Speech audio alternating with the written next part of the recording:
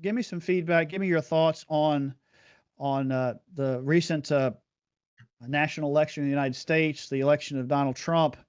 What you think about that big picture for the faith, for woke policies, for Christian persecution. Just kind of give us a I don't say biblical world, but Mike's look at this, spiritual Okay. look at this.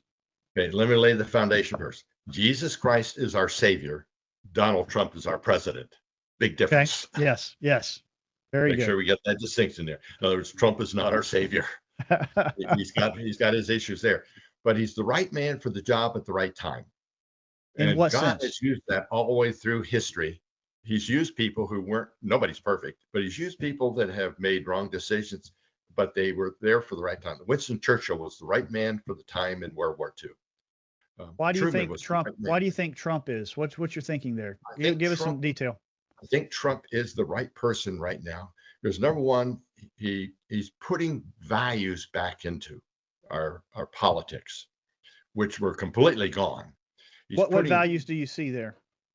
religious freedom, Okay. morality, especially morality. Our country is about the bottom of the pits morally right now with the LGBT community, uh, crime rates going where criminals getting away with it, and the person trying to defend themselves goes to jail. Yeah. Everything's been twisted around. But I think he will turn some of that around. He will allow us to have religious freedom. He will allow Christian schools to continue to teach. Those are going to be major issues. And He will, have you seen in the last during the Biden administration, and did you see that freedom start to be curtailed? And did you start yes, to fear anything yes, like that? because the National Education Association have been at war with homeschooling for quite a number of years. Yeah. They would love to put it out of business, and that would have happened fairly soon. And when I say fairly soon, it could have been a few years to maybe 10 years. It's on That the would have way. all Yeah. because there's no protection out there for it. Now that Trump's in there, he's going to try and get. Now, there's some things he doesn't understand here about the education. Sure. I'd love to work with him on that and inform him with things like that and work with him, Yes. Hmm. especially on the Christian education side. But I think he's going to allow us to have our freedoms. He's going to, and I like this, he might put good education on food, things that are killing us, the vaccines. I noticed that they want to do a study on vaccinations and some diseases that are coming in. Okay. Um, and there's a strong correlation there because it's not that all vaccination is necessarily bad, but the way we do it in America, the number we give, and it keeps going up about every few years, is Right. causing major problems. Right. In Well, in I like it that I'm seeing, and I agree with you. I think that we have to be thoughtful in how we evaluate.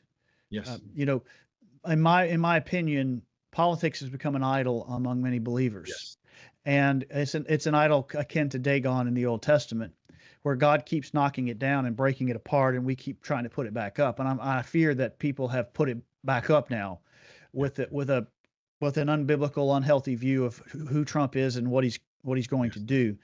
You know, mhm, in my view, God has shown us mercy in yes, that he things the pressure that Biden, Obama, and the godless liberals have yes, placed on us as as true believers, yes, are being I feel like I'm breathing a little bit now. I don't yeah, think my government is coming after me as much yeah, now, but it doesn't change the fact that all the churches, yes, 90% of the churches are failing. It doesn't change the fact that 90% of the students, the young people, leave the church after their 18th birthday, don't come back.